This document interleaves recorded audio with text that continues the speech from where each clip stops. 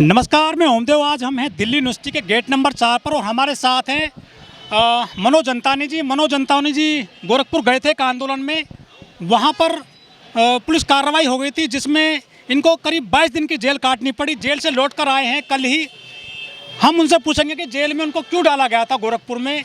10 अक्टूबर को अम्बेडकर जन मोर्चा के मुख्य संयोजक अम्बेडकर जो जन मोर्चा है उसके जो सह संयोजक मुख्य संयोजक हैं श्रवण कुमार निराला जी, उन्होंने एक प्रोटेस्ट रखा था, आंदोलन रखा था, घेरा डालो डेरा डालो, और लगातार वो 1 साल से उसका प्रचार प्रसार वो कर रहे थे। उससे पहले भी वो 2 प्रोटेस्ट इस बारे में कर चुके थे। 10 अक्टूबर को क्या हुआ कि उन्होंने 3 महीने पहले जो प्रक्रिया है अपनी आवेदन दिया कि हम आपके यहाँ प्रोटेस्ट करना चाहते हैं, लेकिन गोरखपुर के प्रशासन ने उसके ऊपर कोई ध्यान नहीं दिया और ना ही उनको जवाब में ये कहा कि आप प्रोटेस्ट नहीं कर पाएंगे। यहाँ पर धारा 144 लगा दी गई है। प्रोटेस्ट हुआ, सुबह 8 बजे करीब महिलाओं का आना शुरू हुआ, क्योंकि घेरा डालो डेरा डालो जो ज़मीन का जो कॉन्सेप्ट है वो महिलाओं को पकड़ में ज़्यादा आया, क्योंकि महिलाएं हमारे समाज की शोषित होती हैं। जब किसी की खेत में जाती हैं खेती करने के लिए तो उनके साथ शोषण होता है। बहुत सी मीडिया रिपोर्ट्स आपने देखी होंगी किस तरीके से जेल में जो पकड़े गए हैं अपराधी, उन्होंने कबूल किया है कि महिला खेत से घास काट कर ला रही थी जानवर के लिए, गन्ने के खेत में थी, कहीं पर थी, उन्होंने उसको पकड़ा, रेप किया, सामूहिक बलात्कार किए और वही गन्ने के खेत में दबा भी दिया। इस तरह की हज़ारों खबरें आप लोगों ने देखी हैं। तो वो महिलाओं को समझ में आया कि 5 किलो राशन जो सरकार हमको दे रही है हमें वो पर्याप्त नहीं है। क्यों ना हमको 1 एकड़ ज़मीन दी जाए जिससे हम स्वयं अपनी ज़मीन पर काम करें, खेती करें और सरकार को उल्टा 10 किलो गेहूँ अनाज दे। जो सरकार हमको 5 किलो दे रही है हम उनको 5 किलो कमा कर उल्टा देंगे। कलेक्टर SHO हमने उनसे सवाल पूछ लिया कि महिलाएं आपके यहाँ पर आई हैं, इनको न्याय कब मिलेगा। बस इतना सा ही सवाल पूछना हमको भारी पड़ गया। या कहें कि जिस आंदोलन को हम चाह रहे थे कि वो घर घर तक पहुँचे वो नहीं पहुँच पा रहा था, लेकिन उन्होंने मदद कर दी हम लोगों को अंदर करके कि वो सुर्खियाँ बनी। लगातार मैं इसमें जो हमारी स्ट्रीम मीडिया है उनका धन्यवाद करूंगा कि उन्होंने प्रमुखता से उस खबर को डाला और पूरे देश ही ने विश्व तक में वो खबर गई कि दलितों को ही नहीं भूमिहीनों को ज़मीन दी जानी चाहिए। और कहीं ना कहीं अंतर्राष्ट्रीय मुद्दा बना। 10 अक्टूबर से पहले योगी जी का कोई बयान, मोदी जी का कोई बयान खासकर भूमिहीनों को ज़मीन देने के लिए नहीं आया था, लेकिन 10 अक्टूबर से लगातार वो बयान दे रहे हैं कि हम भूमिहीनों को पट्टे देंगे, ज़मीन देंगे।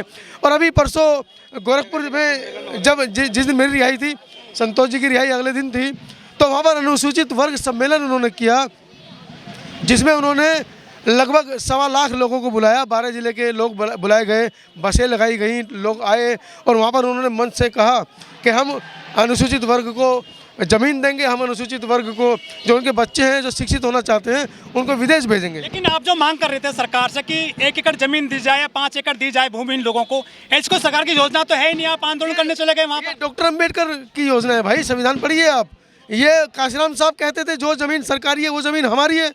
सरकार को क्या कब्जा करोगे? सरकार को क्या हक है हम भूमिहीनों की जमीन को खरीद कर वो अडानी को दे दे? कोई योजना नहीं है योगी सरकार की जमीन देने की गरीबों को या दलितों को? नहीं है, तो अब क्यों लगातार वो बयान दे रहे हैं? कहीं ना कहीं अम्बेडकर जन मोर्चा का जो ये प्रोटेस्ट हुआ उसके बाद से वो लगातार बयान दे रहे हैं, हम पट्टे देंगे, हम मुआवजा देंगे, सब वो लगातार बयान देखिए उनके हर मीडिया में उनका बयान छप रहा है। और संविधान के अंदर लिखा है भूमिहीनों को जमीन देने की जो कवायद है वो राज्य सरकारों की है, लेकिन उनकी मंशा नहीं है। 10 अक्टूबर को आपने वहाँ पे आंदोलन किया देर रात तक, तो आपकी अरेस्टिंग कैसे हुई थी? क्या आपने अपराध किया था? देखिए सुबह 8 बजे, जैसे मैंने बताया कि 8 बजे लोग इकट्ठा होना शुरू हुए और जैसा कि घेरा डालो डेरा डालो उस आंदोलन का नाम दिया गया था कि जब तक कलेक्टर साहब हमारा स्वयं आकर हमारा आवेदन नहीं लेंगे तब तक हम वहाँ से हटेंगे नहीं।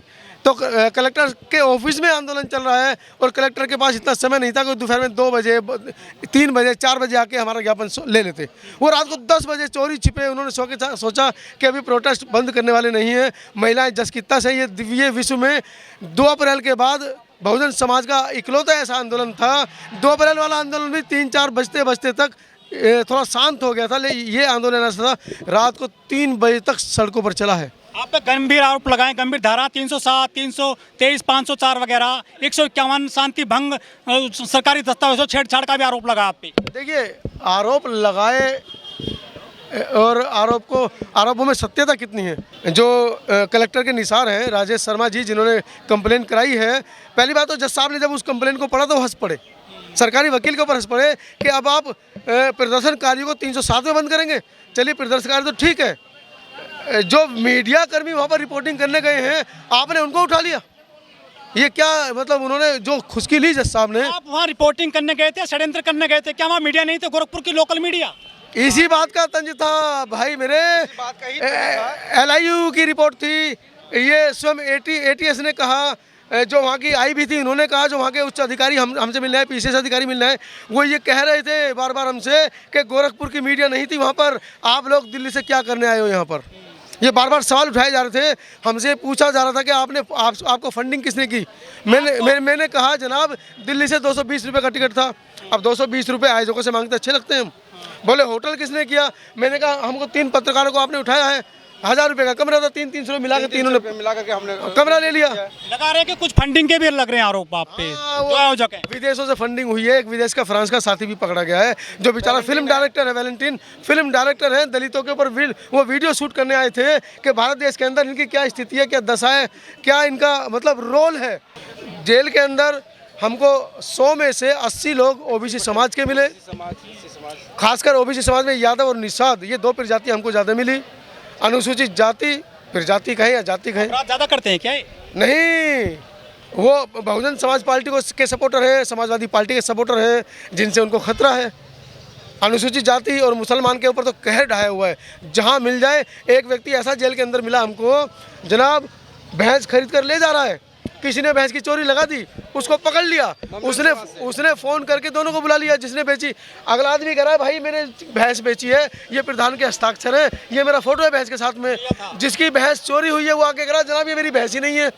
उसके बावजूद उस व्यक्ति को उठा के अंदर डाल दिया। अब आप सोचिए कैसा कानून है योगी राज में, ये राम राज है। जो डॉक्टर अम्बेडकर ने जब प्रथम गोलमेज सम्मेलन में, द्वितीय गोलमेज सम्मेलन में बताया था कि हम हिंदुओं से पृथक हैं, तब साइमन कमीशन आया था। उसी साइमन कमीशन का दूसरा रूप आप वैलेंटीन को कह सकते हैं कि एक फ्रांस से एक फिल्म डायरेक्टर यहाँ पर आरोप है कि आपने भीड़ को उकसाया था मंच पे चढ़ करके। पत्रकारों ने, ये पत्रकारों का काम नहीं होता भीड़ को उकसाने का। हाँ, वो अखबारों ने कुछ आरोप लगाए हैं कि फोटो छपे मुजरिमों की तरह। अरे भाई हम बता तो रहे हैं, हम पत्रकार भी, हम एक्टिविस्ट हैं। हमारे समाज के अंदर पत्रकार है ही नहीं। जो एक्टिविस्ट है वो पत्रकार हैं, जो पत्रकार है वो एक्टिविस्ट है। लेकिन आपके साथ में जो है कमिश्नर चले गए, पूर्व कमिश्नर, एक फ्रांस के जो है डॉक्टर भी चले गए। क्या लग रहा है इस कार्रवाई में जमानत मिलेगी या लंबा चलेगा केस? ये देखिए जमानत तो सभी को मिल चुकी है। जमानत तो लगभग 1 सप्ताह पहले मिल गई थी, लेकिन कुछ जमानतों की दिक्कत थी। आपने पत्रकार गिरफ्तार किए गए, क्या अंकुश लगाया गया है पत्रकारिता पर, कलम पर जो है पहरा लगाया गया है? हाँ, ये सवाल आपने सही पूछा है। जो गोरखपुर के सूचना विभाग के जो अधिकारी आए थे हमको जाँच करने के लिए, उन्होंने ये कहा, ये बात जितने मेरे मीडिया कर्मी साथी हैं वो सुन लें और इसको कॉपी भी कर लें। अगर आप YouTube पर वीडियो न्यूज़ चैनल चला रहे हैं तो आप फ्रॉड हैं, नकली हैं, आप जेल जाएंगे। ये बात IPS अधिकारी के सामने, SHO के सामने मुझे सूचना बहुत दिन से कर रहे हैं आप, ये तो बहुत दिन से कर रहे हैं काम तब जर्नलिज्म का। उनको पहली बार लगा कि यार ये कौन है व्यक्ति जो हमारे सामने खड़ा है। और IPS अधिकारी आए और मैं कुर्सी पर बैठ गया तो उनको लगा कि यार ये दलित समाज का व्यक्ति दिल्ली से आकर हमारे IG के ऊपर चढ़ गया, हमारे SP के ऊपर चढ़ गया, हमारे SHO के ऊपर चढ़ गया, सीधा ID जनाब इनको कब न्याय दोगे? 2 प्रदर्शन पहले कर चुके हैं आपके पास, तो इनकी जो ज्ञापन उनका ढेर लग गया है, तीसरी बार प्रदर्शन है। पत्रकारों की श्रेणी में नहीं आते हैं क्या यूट्यूबर जो होते हैं जो आपको जेल जाना पड़ा? ये उनकी अपनी सोच है। लेकिन हमारे समाज से पूछिए, समाज के दर्द को दिखाने वाला चाहे पत्रकार हो या ना हो, लेकिन अगर समाज के लिए एक लाइन भी लिख रहा है तो वो हमारे लिए, समाज के लिए पत्रकार है। अच्छा, जिस तरह से गिरफ्तारी की गई थी यूट्यूबर्स की, क्या सोचते हैं भविष्य में और भी होंगे ऐसे हमले आप पर? बिल्कुल, ये तो शुरुआत है। संतोष अम्बेड से पूछिए कि इस तरीके से हमने 26 दिन काटे हैं। इससे पहले सीतापुर वाला मामला भी आपको पता है कि सीतापुर में भी समाज को जागृत करने के नाम पर मेरे पर FIR दर्ज हुई थी।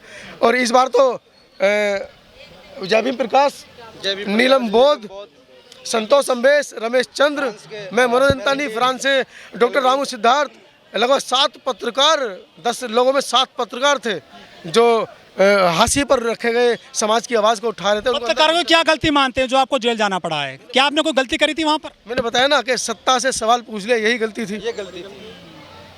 आपने जेल में रहे हैं 22 दिन, वहाँ का थोड़ा अनुभव बताइए। अनुभव जेल का बताऊंगा तो जो जेल के अंदर हमारे साथी बंदे हैं उनको रोटी नहीं मिलेगी। उनको रोटी नहीं मिलेगी अगर मैंने यहाँ पर पोल खोली।